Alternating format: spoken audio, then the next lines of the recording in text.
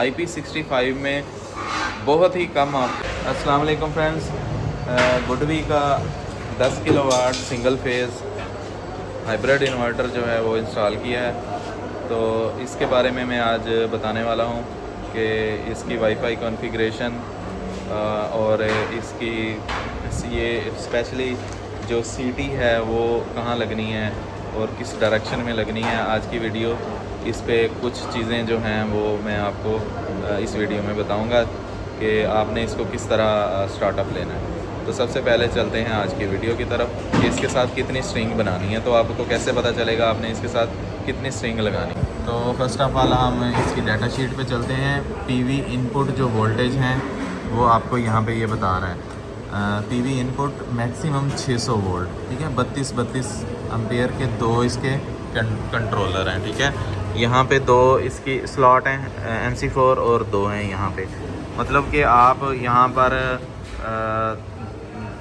Maximum जो है ना सोलर पैनल इसके साथ बेहतर जो रहेगा वो 11 की दो स्ट्रिंग है। 11 मतलब 600 वाट के भी अगर आपके सोलर पैनल तो भी आप 11 की दो इसको स्ट्रिंग देंगे तब ये बेहतर परफॉर्म करेगा। अगर आप इससे भी ज़्यादा लगाना चाहते हैं तो लग जाएंगे, इसके साथ अलाउ भी करती है कंपनी। आप इसके साथ 7 की दो पैरेलल करके यहाँ पे 11 सोलर पैनल की सबसे बेहतरीन होती हैं इसके साथ स्ट्रिंग। लेकिन आप इसके साथ 15 किलोवाट की पीवी टोटल आप लगा सकते हैं। इसके अलावा ये बैकअप के साथ आता है। 48 वोल्ट इसके साथ बैटरी है। IP65 मॉडल है। 5 ईयर रिप्लेसमेंट वारंटी है। बहुत ही कमाल का इन्वर्टर है। ये विदाउट बैटरी भी लोड उठाने की सलाहियत रखता है। IP65 में बहुत ही कम आपको इन्वर्टर देखने को मिलेंगे जो विदाउट बैटरी लोड को जो है वो बेयर करते हैं। तो ये वाला इन्वर्टर जो है विदाउट बैटरी भी लोड को उठाता है। सिंगल फेज़ है, सबसे बड़ी बात है 10 किलोवाट आउटपुट कैपेसिटी भी है। तो फ्रेंड्स आप सीटी की तरफ चलते हैं। सीटी जो है वो लगाना ज़रूरी नहीं है, लेकिन अगर आप लगा लेंगे तो आपको रात के वक्त इस्तेमाल होने वाली एनर्जी की इंफॉर्मेशन एप्लीकेशन पे मिलती रहेगी कि आपने आज कितने यूनिट इस्तेमाल किए या मंथली आपने कितने वापडा को दे के और कितने लिए हैं। तो 1 और 2 नंबर पे ये सीटी की जो वायर इंस्टॉल होनी है और जो सीटी की डायरेक्शन है वो आपने उसका एरो वापडा की तरफ रखना है मेन ब्रेकर पर सीटी लगाने के बाद, जिस तरह की आप तस्वीर में देख। आप चलते हैं विदाउट बैटरी कॉन्फ़िगरेशन की तरफ के कैसे आपने बगैर बैटरी के इसको चलाना है। तो सबसे पहले आपने जो एप्लीकेशन है सोलर गो वो ओपन करनी है।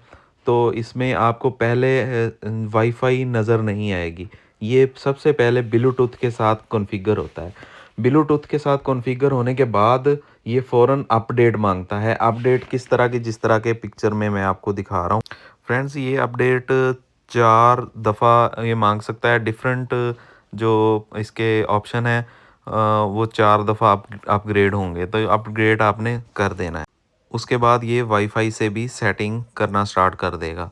तो उसके बाद हम चलते हैं इसकी सेटिंग की तरफ। आपने किस तरह करनी है, इसको ऑनलाइन कैसे करना है। तो फर्स्ट ऑफ ऑल आपने कम्युनिकेशन सेटिंग में जाना है ताकि आप इसको ऑनलाइन कर सकें। वाईफाई के साथ अगर आप अटैच करेंगे तो कम्युनिकेशन सेटिंग नहीं हो पाएगी। आपने ब्लूटूथ के साथ इसको कनेक्ट करना है। तो चलते हैं ब्लूटूथ सेटिंग की तरफ। देखें आपने इस वक्त वाईफाई के साथ मेरा इन्वर्टर कनेक्ट है तो इस वक्त सेटिंग नहीं हो रही। तो ये ब्लूटूथ के साथ सेटिंग करेंगे तब ये जाके आपकी वाईफाई एक्टिव हो जाएगी। तो जिस तरह के आप देख रहे हैं कि मैंने वाईफाई के साथ बार बार ट्राई किया है लेकिन ये नहीं हो पाई। तो सबसे पहले यहाँ पे हम पासवर्ड इंटर कर लेते हैं गुडवी 2010।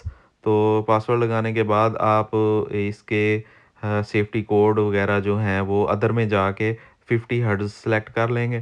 तो इसके जो वोल्टेज की रेंज है वो आप अगर बढ़ाना चाहें तो बढ़ा सकते हैं। तो बैटरी को नहीं लगाया तो आपने नो बैटरी लगा देनी है। आपने नो बैटरी कर देंगे तब आपका ये वापडा के बगैर भी लोड डे टाइम धूप की सूरत में उठाता रहेगा।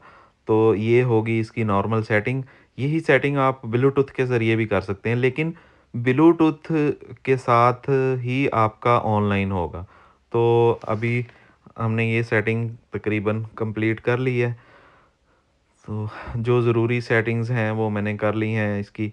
तो ये आउटपुट एक्टिव पावर भी आप सेलेक्ट कर सकते हैं, ये करनी पड़ जाती है जहाँ पे वोल्टेज हाई होते हैं, तो आप लिमिट लगा सकते हैं। तो ये इसके वोल्टेजेस हैं, यहाँ पे आप वोल्टेज अपनी साइट के मुताबिक एडजस्ट कर सकते हैं।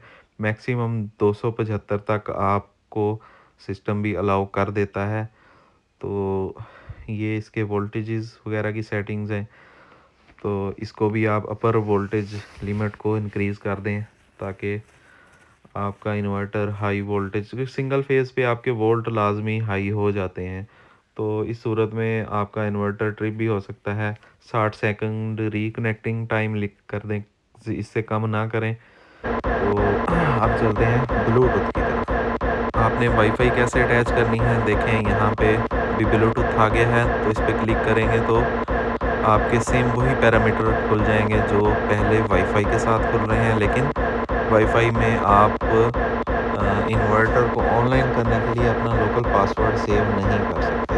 तो आप देखें कम्युनिकेशन सेटिंग्स जो है वो ओपन की, देखें privacy and security, sorry WLAN, हाँ जी WLAN में आप जाएंगे तो ये देखें यहाँ पे मैंने फाइन बेकर्स जो है इसका सिलेक्ट कर दिया है, और नीचे पासवर्ड जो है वो इंटर करेंगे और उसके बाद आप इसको सेव कर देंगे। ये क्योंकि मेरा इन्वर्टर ऑलरेडी सेव है उस पर, इसलिए ये मैं दोबारा से सिलेक्ट इसको नहीं कर सकता। तो जस्ट आपने ये पासवर्ड और अपना लोकल वाईफाई सिलेक्ट करके सेव कर देना है, तो आपका इन्वर्टर जो है वो ऑनलाइन आ जाएगा।